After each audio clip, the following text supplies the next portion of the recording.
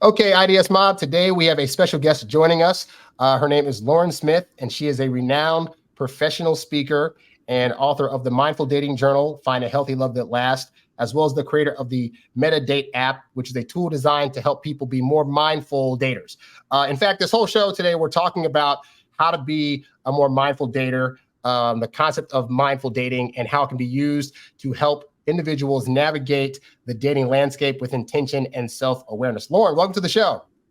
Hey, Harry. Thank you so much for having me. There was a guy that wrote me a couple weeks back, and he was asking about how to be more emotionally intelligent when dating. And then your request came in, and it was just like almost like kismet. Like there are so many guys out there, and there's people in general that don't know about mindful dating and what that entails and emotional intelligence. So I want to talk about all that stuff today. But I want to start out with the question I ask everybody, which is, what is your dating journey like, and what led you to start focusing on mindful dating? Sure.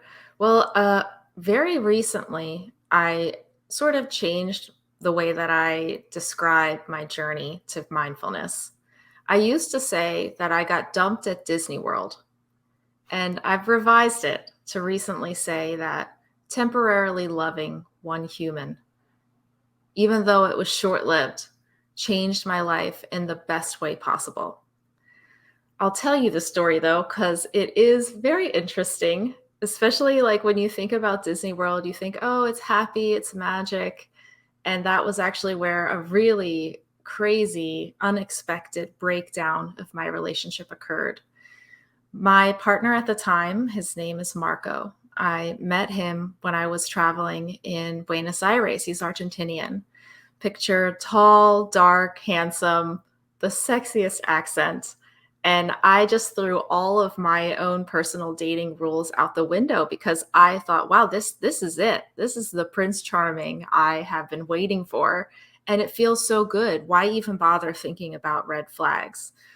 I was only with Marco in Argentina for a few days before I had to come back to my home in the States. I'm from New Jersey. As the flight was landing, I was thinking about how Marco and I had made plans to get back together. We were going to reunite in a new country, Uruguay, and we had already decided that we were just going to keep traveling, like go to different countries, live our best lives. And it all sounded like such a beautiful fantasy. Like everything that I had ever wanted in dating was finally coming true. As that plane landed on the runway, I did what everybody else does, took out my phone, looked right away for any messages from Marco. He had sent me an email. It was titled -30. Marco was counting down 30 days left until we were going to meet up together again in Uruguay. I opened it and it was the sweetest love poem, like super cheesy, but like so cute. It felt like an ode to love to me. Like I was just perfect in his eyes, you know? Yeah. I wrote him an email back and we did that -29, -1 until we finally met up together. We spent that 30 days crafting the world's cheesiest romance novel. So I learned firsthand all the things that are great about a relationship, but I also learned how easy it is to mindlessly follow joy instead of remembering to be grounded and think about things like values, red flags. You got to look for them. We'll talk about why they're probably there. So eventually, I'm going to fast forward a lot because you already know that everything starts to break apart by the time he and I get to Disney World. Okay. At that time, my parents had come to join us. Well, my mom and my sister came to join Marco and I at the park. We went to Epcot. We drank at every country except for Marco. He's not a drinker. He, in my opinion, was pretty grumpy at that point. He and I had been on rocky ground. We were at that stage of conflict where, like, you don't even waste energy to talk about things anymore. You just kind of avoid the conflict entirely. So by the time my mom and my sister got there, I was like, oh, thank God, something else to do, to talk to instead of Marco. Right. And this tension that was building. It got to the point where I could tell by the time we were eating lunch in Morocco that Marco wasn't having a great time. So I was like, you know what? Why don't you go take one of the ferries back to the hotel, and me and my mom and my sister will catch you later. No big deal, you know? And he did. A few hours later, he ended up going back.